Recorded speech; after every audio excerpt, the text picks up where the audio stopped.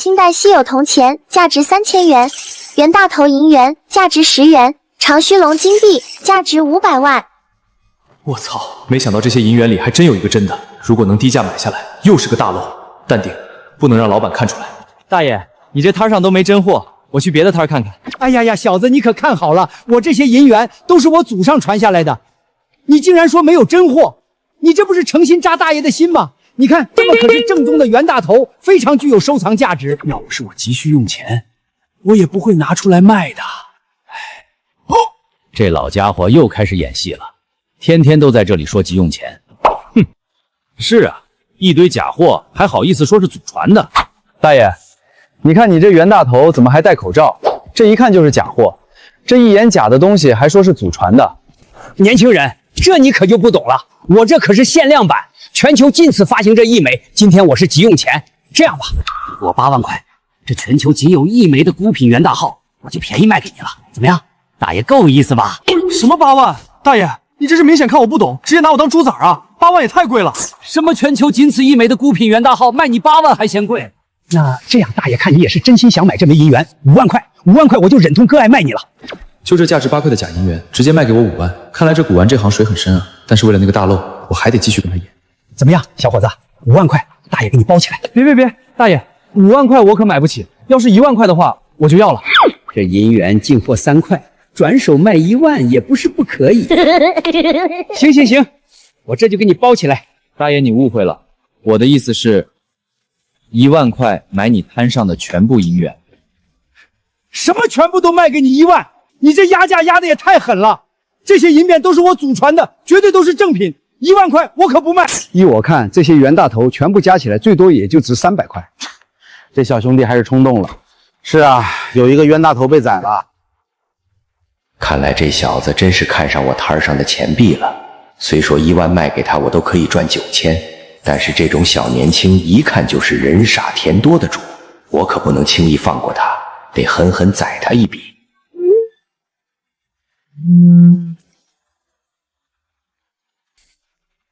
老板，你攤上的這些銀元我看上了，全部都要你報個價。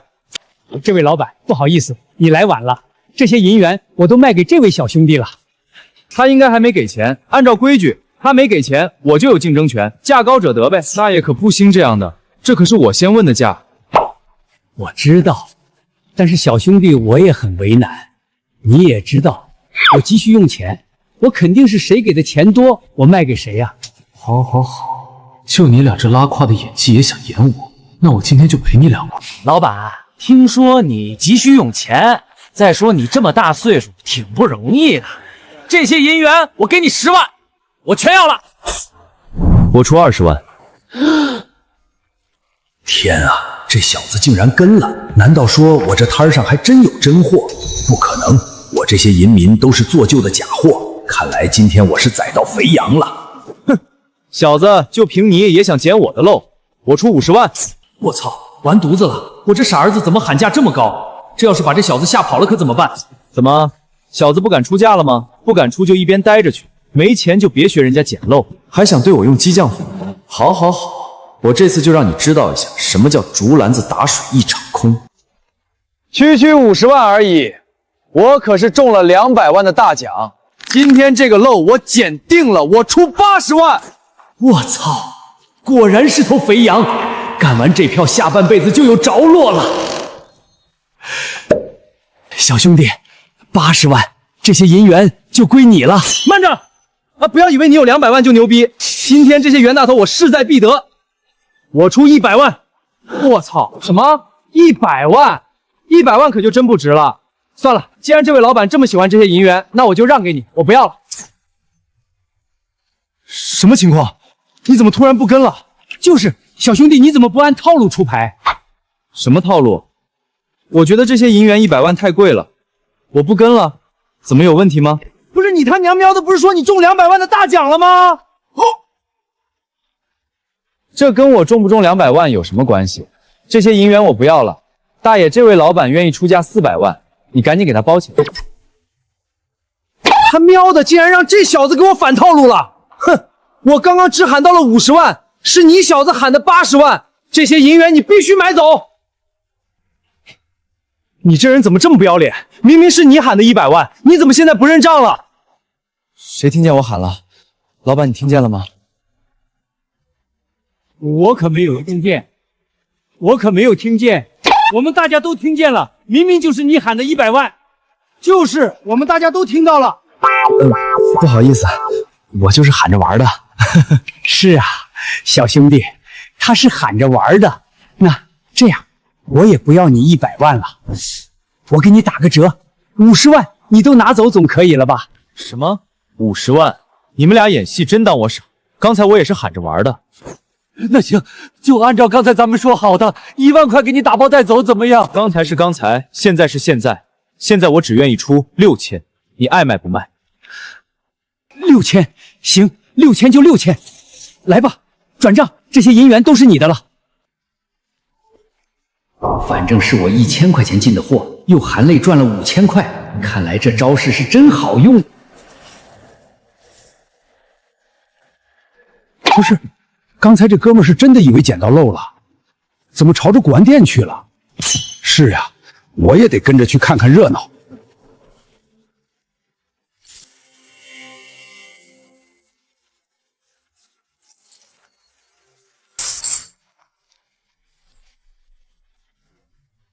老闆，幫我鑑定一下這些銀元。小兄弟，鑑定可以，可是我們這裡是需要收費的。錢幣的鑑定費是4000，你確定要鑑定這枚錢幣嗎？確定。這小子是瘋了嗎？6000塊錢買的假銀元，竟然又花4000塊錢鑑定。是啊，估計他這次可虧大了。小兄弟，恕我直言，你這些銀元一文不值，是哪裡來的？是嗎？我剛從外面的地攤撿漏買的，麻煩你再幫我仔細看一下這枚。這枚也看了，也是假的，不值錢。你看這上面發黑的包漿，明顯是人為做舊，表面這層金色一看就是鍍銅。最大的問題是，這個版面大清銀幣哪來的銀魔金呀？你被人騙了。壞菜了，這小兄弟的1萬塊錢就這麼打水漂了，連個響都沒聽到。美女，謝謝你。不過我還是想問一下，你這裡有沒有專業的鑑定師？什麼？你在質疑我的能力？你誤會了，我只是想說，有些東西專家都不一定能看得出來，因為他根本沒見過，何況你，對吧？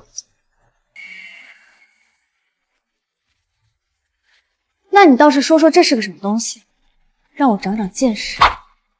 這是大清銀幣沒錯，而且還是銀魔金樣，但這不是假的，因為它叫大清銀幣長須龍精致樣幣。什麼？胡說八道！我從來沒聽說過。就是因為你沒有聽過，才會孤陋寡聞，一口咬定是假的。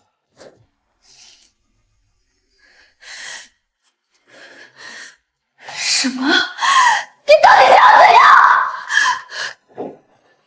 怎麼回事？這麼吵啊！這是怎麼了？老闆，您來的正好，來了一個不知道天高地厚的年輕人，拿着一個假的大清長須龍精致樣幣，非要說是真的，想要賣給我們。什麼？長須龍精致樣幣？小兄弟你好，聽說您帶來一枚長須龍精致樣幣？沒錯，這是世上僅存唯二的長須龍精致樣幣。小兄弟，你既然知道這枚精致樣幣僅存是2枚，那你這一枚的來路能給我說說嗎？可以，我先說說大清幣鑄造背景。光緒31年，朝廷命造儲備場不足，根本沒有金幣、銀幣和銅幣，所以直到宣統3年後制造的時候，使用金子作為材料。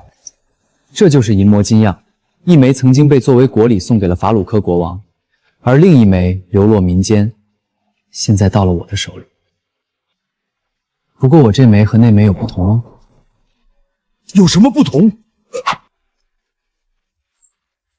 我這枚和另一枚的鑄造時間不同，或者說，另一枚並不是宣統3年鑄造的那批。你有什麼證據？由於清代滅亡，造幣廠遭到洗劫，沒人在乎這些模具。等到被民國政府收集之後，模具出現裂痕，所以那枚金幣在龍面6.3的位置有磨裂。如此，小兄弟，我能好好看看这枚钱币吗？当然可以。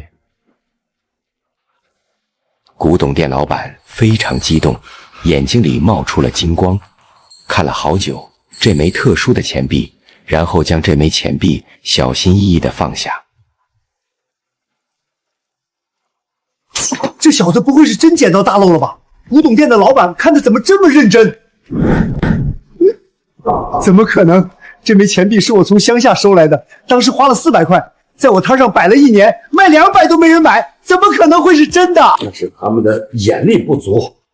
小兄弟，这枚钱币经我鉴定，确实是真品，我们收了，你开个价吧。我操！什么？还真的是真品？那得值不少钱。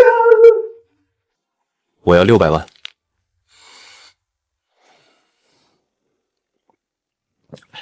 600万有些高了，500万。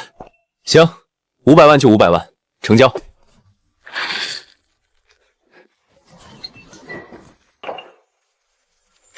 我这个亲娘，500万就这么给了给我了，500万，哈哈！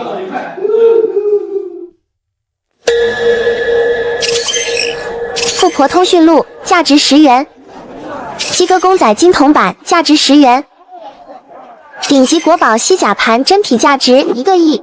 我操！没想到这鱼龙混杂的地摊上竟然还有国宝，如果能低价买下来，又是个大漏，不能慌张，别让这大爷看出来。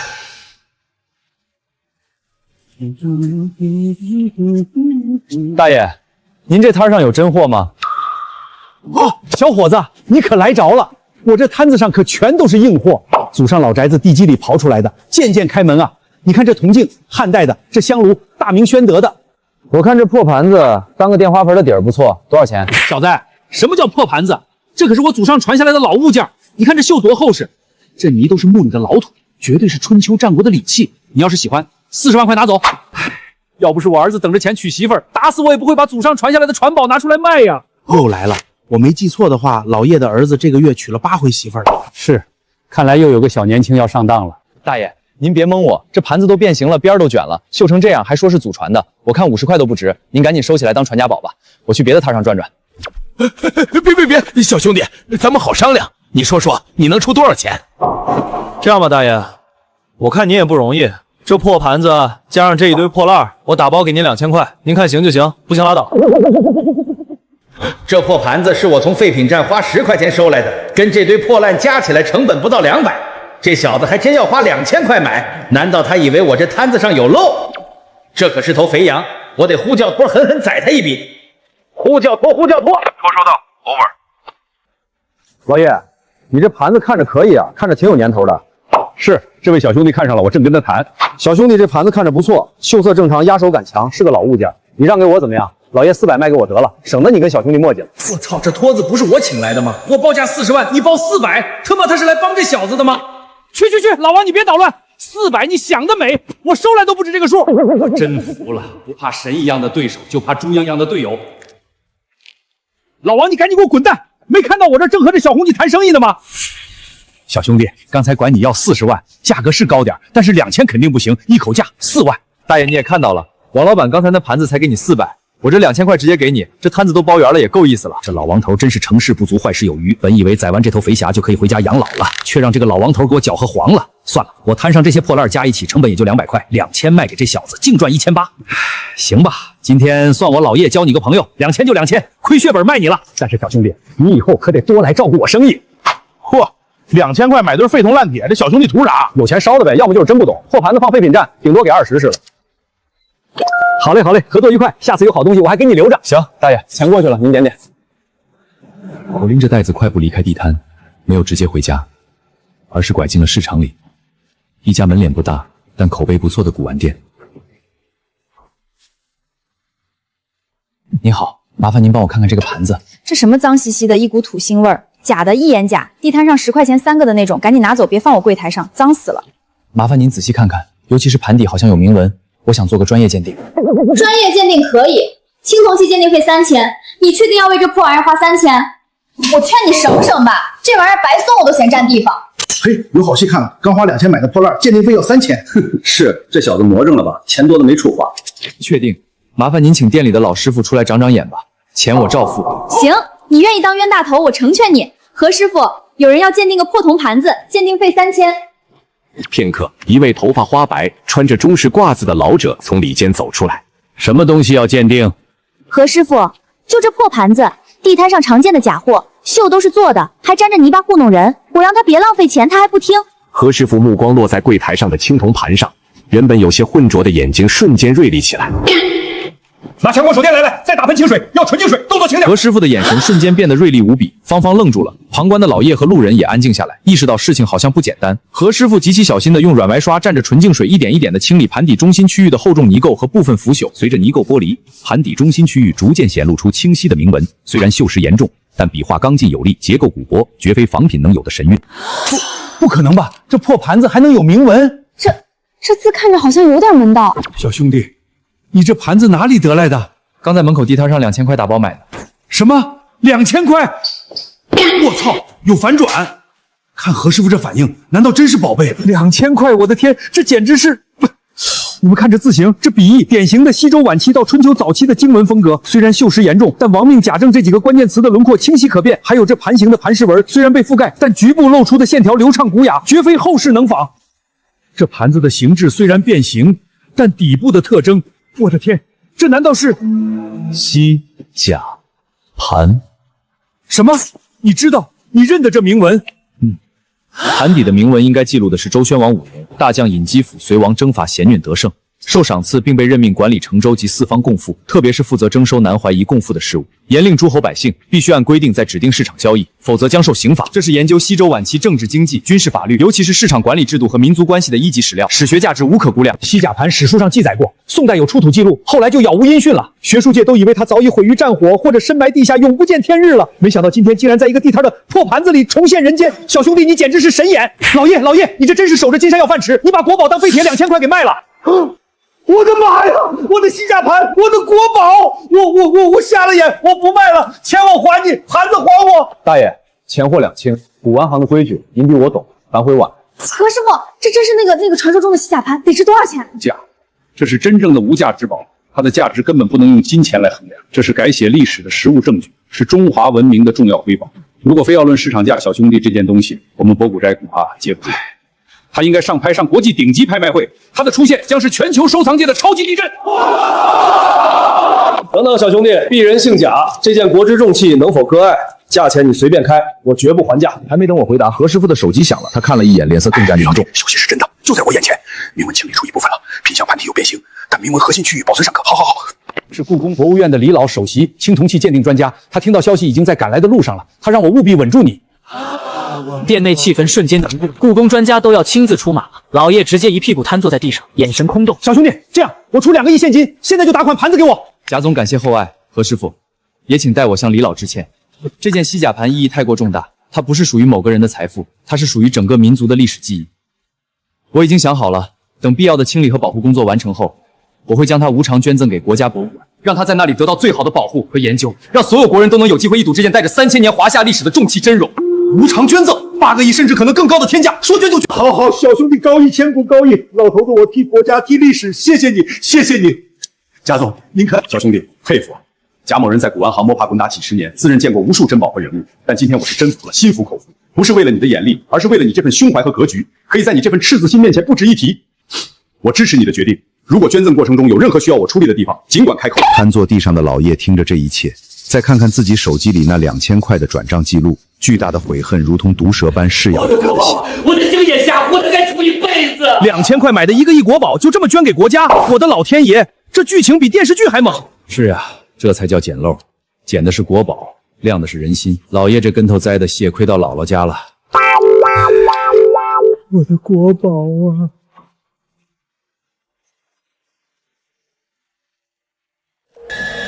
我是上周产的花瓶，價值3.5塊。讓開！我可是小士官，大太監李蓮英的帽子價值100萬。李蓮英的帽子了不起，我可是慈禧夜明珠，價值2.6個億。一個小小的攤位竟然驚現慈禧夜明珠，還有那帽子都是馆藏級別的寶物，我不是在做夢嗎？這種天花板級別的漏都讓我遇到了，還真是爽爆了。老板，你这顶帽子怎么卖哟？哟，这个小年轻一看就是个有钱的富二代，这种大水鱼我可不能放过。小伙子你可真有眼光，一眼就看中了我的镇摊之宝。告诉你，我这可是乾隆爷曾经戴过的帽子，若诚心买的话，500万你拿走。老板，你是属狮子的吗？500万是怎么赶的啊？况且这种款式的帽子明明就是太监戴的，你居然说是皇上戴过的，真当我不懂行啊？最多80，可以的话我就拿下了。没想到这小子还是有点东西的。不过就算80，我也能賺你75。我這一攤子的東西就沒有一個是真的。只要你敢還價，我就敢賣你。80就80，你可不許反悔！給錢給錢！500萬的帽子80就賣了，這老闆也是狠人。80我都感覺給高了，這破玩意兒估計連8塊的成本都不用，這小子還是太年輕了。價值500萬的帽子，竟然80塊就賣了，看來這老闆是完全不知道它的價值。接下來那價值2.6個億的夜明珠，那他多半也是不僅。老闆，你攤位上的那顆石球，我拍照放網上去都說還不錯，若是價格合適的話，就一起給我包起來。既然拍網上去鑑定真假，這小子還真就是一純小白，看來還能再狠狠地坑他一筆。小兄弟，你可真會挑東西，這珠子可是我祖傳下來的無價之寶，據說是皇室之物，價值連城。看在你我挺有眼緣的份上，50萬你拿走，就當交個朋友。快！小子，你是來砸場子的吧？5塊錢你連一包辣條都買不到，還想買我的夜明珠？想屁吃呢！不買就給我滾一邊去！別來我這裡搗亂！我挑，殺價太狠，看來把這老闆惹急了。我真誠心想要，但你要誠心給價才行。至少2000塊，少1分你都別想。行，2000就2000成交，加這帽子總共2085塊，我這就轉給你。哼，小樣我還拿捏不了你了，輕輕鬆鬆又賺1000多，多來幾個這種冤大頭，想不發都難。不會吧？花2000塊去買一顆破石頭，放眼整個潘家莊，恐怕找不出第二個這樣的冤大頭。依我看，他是想撿漏想瘋了。這種人我見得太多了。到頭來不但什麼都撈不着，就連褲衩都會虧得一點都不剩。聽着眾人的話語，我只是淡淡的笑了笑，隨後說道：“知道我為什麼要買下你們口中的破石頭嗎？都給我聽好了，它是慈禧夜明珠，我攤牌了。”你說的真沒錯，他就是想撿漏想瘋了，成本價10塊都不到的石頭，說是慈禧夜明珠，還真是笑死個人。就在所有人都在嘲笑我就是一個瘋子之時，人群中突然出現一個大佬，隨後開口說道：“年輕人，我剛剛聽你說你買到了一個慈禧夜明珠，可以給我看看嗎？”那可不行，我又不認識你。自我介紹一下，我是省級古玩協會的會長流口水，你可以叫我老劉。請問小兄弟，現在可以給你手中的物品給我看了嗎？不是吧？省級古玩協會的會長居然也對這破石頭感興趣？難道這石頭當真是寶貝不成？別扯了，古玩協會的會長會看上這破石頭？依我看，肯定是這小子花錢請來的托好襯托處，他就是一個撿漏大神。這種小把戲我是見多了。看好了，這是我的名片，你們不相信的話，可以去網上查查看。說完，流口水就把自己的證件拿了出來，遞到了我的手中。我在確認無誤後，便把手中的夜明珠拿給了他看。我的媽呀，竟然真的是慈禧夜明珠，這麼好的寶物，說什麼也要把它買過來。小兄弟，你這珠子看着確實不錯，我出500萬，不知你是否願意出手？什麼？我這珠子竟然能價值500萬！小子，這珠子不賣你了，2000塊我退回給你。老闆，你第一天擺攤啊，錢貨兩清，哪裡還有退錢的道理？我就是第一天擺攤，趕緊的把珠子還給我。你若是這樣，我只能叫潘家園的管理過來和你說道說道。老闆一聽我要找管理過來，頓時就認慫了，立馬哭起來，只能看着我手中的夜寶珠，欲哭無淚。怎麼樣，小兄弟？500萬可是一筆大錢，拿着它你就能買車買房了。我就不相信你一個小年輕能抵抗得了這樣的誘惑。 500萬就想從我手中買走價值2.6個億的夜明珠，你這流口水的算盤珠子撥的可是夠響的了。不好意思，劉會長，這夜明珠我並不打算出手。小兄弟，其實這顆珠子它並不是什麼慈禧夜明珠，但確實是一件文物，目前市場價大概也就550萬的樣子，我出500萬買下，你絕對不會虧過。這個村可就沒有這個店了。老劉會長，怕不是你說的那樣吧？如果你有這樣的珠子，我出5000萬，你有多少我要多少。打臉了，撿漏失敗了。本来以为是个啥都不懂的小年轻，500万絕對能讓他心動，沒想到是個行家呀！是我冒昧的，小兄弟，不知你打算怎麼處理這個慈禧夜明珠呢？現在還沒想好。你這架勢，這是真的要交易啊？這石頭不會真的是慈禧夜明珠吧？那個老頭的身份查到了，還真不是托，確實是古玩協會的會長流口水。剛剛我專門查了一下慈禧夜明珠，發現100多年前就已經價值1億之多，可想而知現在得值多少。小兄弟，剛剛對你多有冒犯，在這兒和你道個歉。另外，你這夜明珠我出2個億，賣給我吧。4個億，10億，我出10億，看誰還能出的比我更高的價格。小兄弟，這珠子對於我們古玩協會來說意義重大，10億，行的，我們馬上就交易。看在你這麼誠心的份上，10億賣你了。價值10億的夜明珠，2000就買了，我還真是棒槌。別傷心，老闆，還有這帽子也是真品，至少價值500萬。你這是殺人用誅仙！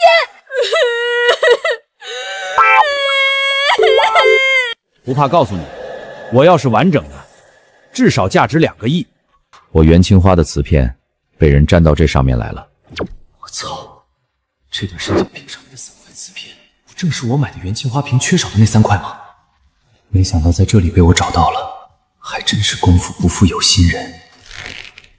喲，這花瓶看着不錯啊，顏色鮮豔，造型獨特，只是看了一眼就讓人挪不開目光。只可惜是個殘缺的花瓶，這中間幾塊明顯就對不上了。大爺，我這可是乾隆時期的轉心瓶，雖然是殘缺的，但沒有300萬的話，你還真拿不走。你說什麼？就這樣一個破花瓶，你賣300萬？可成，這轉心瓶很貴的嗎？是的，爺爺，這若是完整的話，至少價值2個億。只可惜這花瓶缺了約1/3，這使其價格大打折扣。照你這麼說，那2/3的花瓶就是1個多億了。爺爺，古玩不是這麼估價的，只要有殘缺，其價值肯定也會大跳水。目前來說，能以殘缺之軀賣出天價的只有一樣東西，那就是汝窯。一片賣個幾十萬甚至上百萬的都是常有的事。不過老闆，你這殘缺的轉心瓶賣300萬，確實看不到。小兄弟，我這東西買來就不便宜，300萬也就是個成本價。呵呵，蒙誰呢？你這東西拿貨超過200萬，算我的。220萬行的話，我們馬上就可以交易。就在我和攤主老闆進行價格談判之時，人群中一個熟悉的聲音突然響起。慢着，老闆，這轉心瓶我也看中了。飯桶，沒想到他竟然也來了。雖然這殘缺的花瓶我看不出來有什麼值得撿漏的地方，但這可是你劉可成看上的，能差到哪裡去？不好意思了，劉可成，看中這花瓶的可不止你一個。老闆，這花瓶300萬，我不還價，直接要了。偏偏在我選中物品時就出現，分明是想跟在我的身後撿我的漏，那就別怪我不客氣了。老闆，220萬的價格，你若是覺得不合適的話，那就按你說的300萬。但你應該知道，這花瓶現在是我在行價，價格你報了我也同意。按照規矩來說，我們今天這就算成交了。當然了，你現在也可以待價而沽，但我還是得提醒你一句，價格太高的話，這飯桶可不一定會買。我此話的意思很明顯，你最好按照古玩界自古以來的規矩來。但若是你非要打破這行規，那我也可以慢慢陪你玩。哎呦，小兄弟，咱們都是一個圈子的，我能不懂規矩嗎？行，那就300萬賣你了。老闆，他出300萬的話，我出400萬。沒想到飯桶竟然出到了400萬的價位，比這小兄足足多了100萬。可我今天要是和他成交了，傳出去多少有點不好聽。這400萬，老闆，你該不會真打算賣給這小子吧？那樣你可就足足少賺了100萬啊！管不了那麼多了，100萬的誘惑實在是太大了。得賣多久的古玩才能回來？抱歉啊，小兄弟，人家出價比你高，這花瓶現在可不能給你了。不過花瓶上面的幾塊碎片，可是我那價值5個億的原花上面缺少的那幾塊，我有的是空間和你們玩。400萬第一次，我出401萬。劉可成，你沒必要這樣，你要真喜歡可以加價，你加到1000萬我肯定就不要了。你想要也可以繼續加價，你也可以搏一下，就是我還會不會繼續跟。我出402萬。你加1萬。我也加1萬，這樣就不怕被你坑了。劉兄弟，要是差不多價格的話，那麼還是優先給這位小兄弟了，畢竟這花瓶他先看上的。哎呦，老闆，你行，那我就出500萬。這轉心瓶絕對不像表面看上去那麼簡單，況且這還是劉可成看上的，我有機會在這個時候收手。小兄弟，他都出到500萬了。老闆，花瓶我出501萬。劉600万，601万。然而不管饭桶怎么出价，我始终是比他多出1万的价位。很快饭桶就把价格叫到了1500万的位置。时间差不多了，是时候返将你们一军了。饭桶，没想到你还真敢出代，1500万。既然你那么喜欢这花瓶，那就让给你。况且范总有钱，1500万对你来说又算得了什么？你说是吧？哎呦喂，300万硬是加到1500万，我不是在做梦。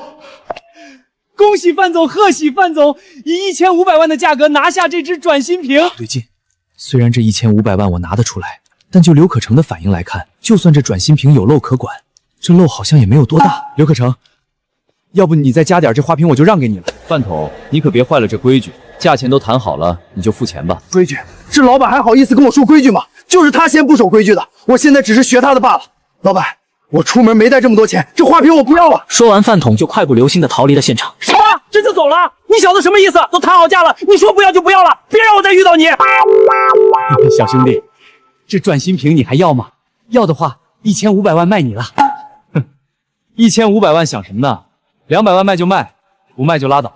这200万也太低了，刚刚你们可都加到1500万了。刚刚是刚刚，现在是现在，你自己不按规矩来，還想讓我來接盤，想屁吃呢？那就一開始說的220萬，小兄弟你再加點，你不差這20萬，這東西我拿來都不止200萬了。呵呵，那算了，這碎瓶子老闆你留着，而且你剛剛的所作所為我都記着呢，說不定哪一天我就傳出去了。這要是傳出去了，我這生意以後還怎麼做呢？別呀，小兄弟，這花瓶不用200萬，20萬就20萬，你拿走。老闆20萬，可是你說的，我可沒逼你。來，我這就轉給你。這次還真是賠了夫人又折兵，早知道就不那麼貪心了。都怪那什麼飯桶，下次見到他，絕對有他好果子吃。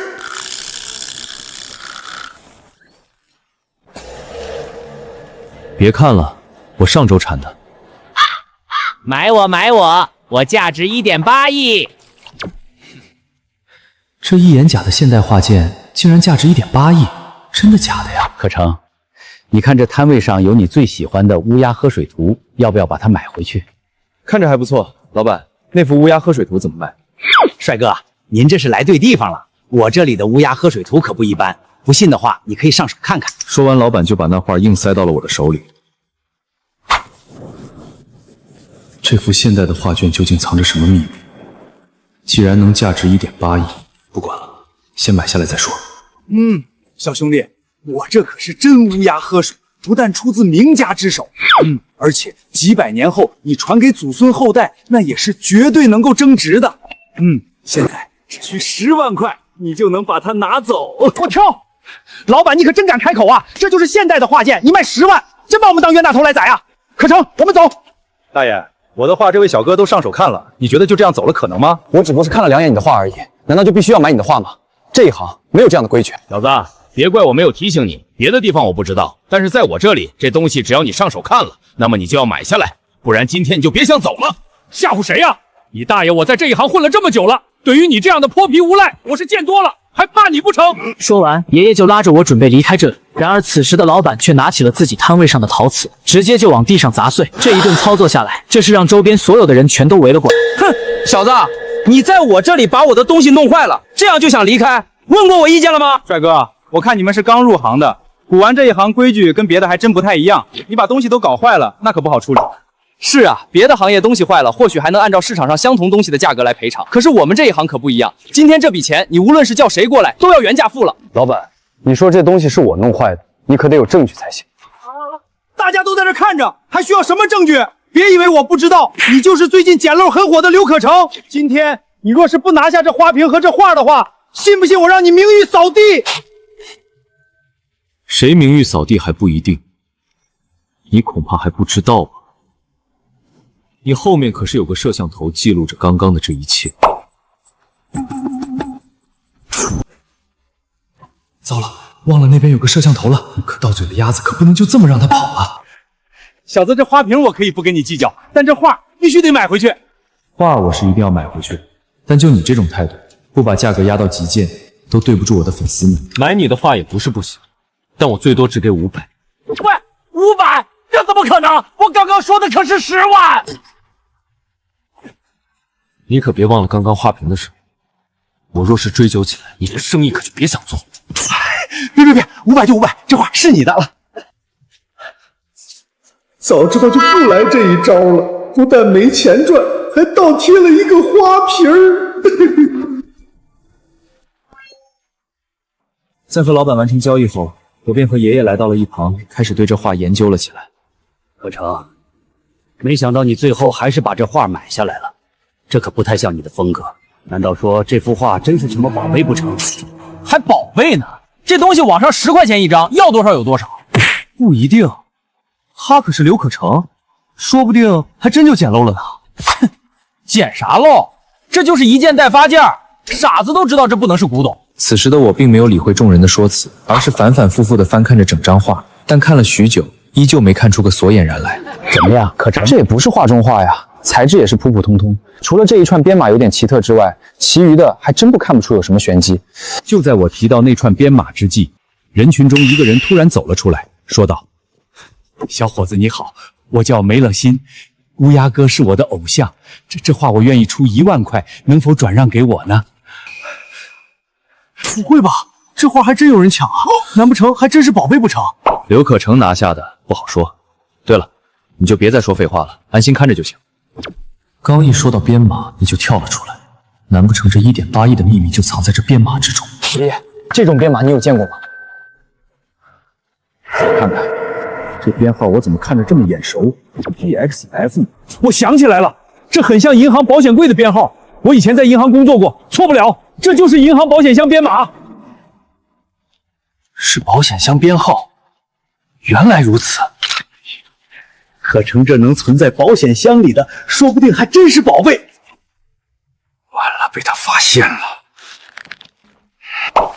不過這只有編號也沒用，沒辦法確定是哪個。這編號是可以區分的，前4位是省份，然後是地區，再然後就是確認哪一個。不過單單有編號也沒用，還需要密碼才行的。可成再找找看有沒有密碼。然而我翻遍了整張畫卷，愣是沒有找到哪一處藏了這串編碼所對應的密碼。早知道找不着密碼，當初還不如直接10萬塊賣給梅良曾了。怎麼樣？10萬塊你還考慮嗎？爺爺的提議讓氣氛再次緊張起來。我原先以為密碼就藏匿於其中，想出10萬搏一下，現在找不到密碼，就等於廢紙一張，傻子才會要。不對勁，若是沒有密碼的話，這畫也不會告訴我它價值1.8億啊。所以這密碼一定是藏在了我們還沒發現的地方上。就在我思考之際，畫上的一首詩詞引起了我的注意。爺爺，你看這首詩。秦時明月漢時關，萬里長征人未還。但捨龍城飛將在，不教胡馬度陰山。這是真烏鴉喝水圖。這首詩明顯有點不着調。會不會是這首詩的字母與字符組成的密碼？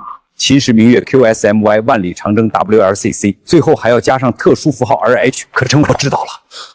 爺爺，你是知道什麼了嗎？你看拼音首字母為基礎句，萬里長征人未還，明月大寫時，諧音成4，就有了這個密碼。就是不知道對不對，8、9不離10了。走，爺爺，是不是如你所猜？我們直接過去看看便知道。還真有密碼，早知道剛剛花10萬買下來了。哎，真沒想到，這是個幾十年都沒人來取的箱子，保費都交了10萬。可成，我好緊張啊！要是打開沒好東西，這10萬不就白壞了？爺爺，淡定，試試不就知道了。說完，我就迫不及待地打開了眼前的這個箱子。然而，一塊一塊猶如帝王之色的大方牌就出現在了我和爺爺的眼前。發財了！可成，帝王綠大方牌，無論是收藏還是送牌，這玩意兒的價值都在2億左右。爺爺，這密碼是您破解的，這塊大方牌應該屬於您。好孫子，拿給他，送給好漂亮小姐，沒準兒可以給你找個奶奶回來。